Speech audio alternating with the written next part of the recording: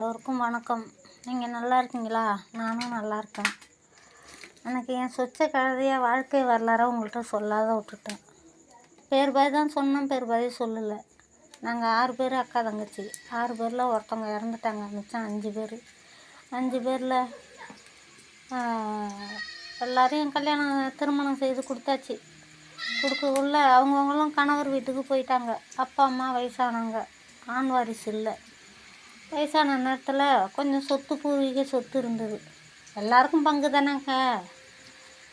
அதில் எனக்கும் பங்கு கொடுங்கன்னு கேட்டதுக்கு அக்கா தங்கையெல்லாம் அவ்வளவு ஒரு பாசமாக இருந்தவங்க இந்த சொத்துன்னு கேட்டதுலேருந்து உறவை முறிச்சிக்கலாம், உனக்கு கொடுக்க வேண்டியதை கொடுத்துட்றோம், உறவை முறிச்சிக்கலாம் அப்படின்னு சொல்லிட்டாங்க. சரி, இந்த சொத்துக்காக தான் உறவை முறிச்சிக்கலாமா? அப்புறம் அக்கா தங்கச்சிக்குள்ளே வேறு ஒன்றும் பந்த பாசமே கிடையாதா அப்படின்னு நான் கேட்டேன். அப்படியே டக்குன்னு பார்த்தாங்கங்க, அப்படியே முறிச்சிக்கிட்டாங்க உறவை.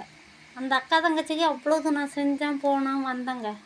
அதை கூட அவங்க நினச்சி பார்க்கல. எனக்கு ரொம்ப மனசு வலியாகவும் கஷ்டமாகவும் இருக்குங்க. நீங்கள்லாம் அக்கா தங்கச்சியோட சந்தோஷமாக இருங்க, கூடி இருங்க. இனி ஒரு காலம் நம்ம பிறக்க போகிறது கிடையாது, இறக்க தான் போகிறோம். அக்கா தங்கச்சியோட கூடி இருங்க.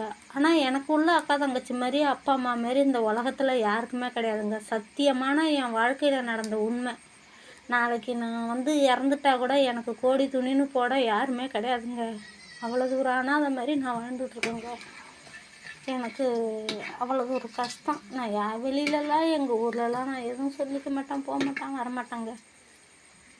கேவலமாக பேசுவாங்க அப்படின்னு இந்த வீடியோ மூலமாக உங்களுக்கு தெரிவித்து உங்கள்கிட்ட ஒரு மன ஆறுதலை வாங்கிக்கலான்னு தாங்க சொல்கிறேன். அவ்வளோ ஒரு கஷ்டமாக இருக்குங்க. நீங்கள் அக்கா தங்கச்சியோடலாம் இருந்தீங்கன்னா சந்தோஷமாக இருங்க, அண்ணன் தம்பியோட சந்தோஷமாக இருங்க. யாரோடையும் பிரிவினையோடு இருக்காதீங்க. என்னங்க போகல கொண்டு போகிறோம். லைக்குக்காக நான் இதை சொல்லலை. என் வாழ்க்கையில் நடந்த வரலாறு உங்களுக்காக சொல்கிறேங்க. பிடிச்சிருந்தா எங்களுக்கு லைக் பண்ணுங்கள். நான் தப்பாக பேசியிருந்தா என்னை மன்னிச்சிருங்க. கமெண்டில் எதாக இருந்தாலும் சொல்லுங்கள். எங்களுக்கும் ஆதரவு கொடுங்க. நாங்கள் வீடியோ போடணுமா போடணும். நம்ம இன்னும் என் வாழ்க்கையில் நிறையா நடந்த கதைகள்லாம் இருக்குது. உங்கள்கிட்ட சொல்லி பகிர்ந்து என் மனசு ஆறுதலை அடைஞ்சிக்கலாம். ஒரு அண்ணா அக்கா தங்கச்சி மாதிரி உங்கள்கிட்ட சொல்கிறதுக்கு தாங்க நான் ஷேர் பண்ணேன். தப்பாக பேசியிருந்தா என்னை மன்னிச்சிருங்க. நீங்கள் தாங்க எங்களுக்கு ஆதரவு கொடுக்கணும். நாங்கள் அன்னன்னைக்கும் கூலி வேலைக்கு போகிறோங்க தாங்க. நன்றிங்க.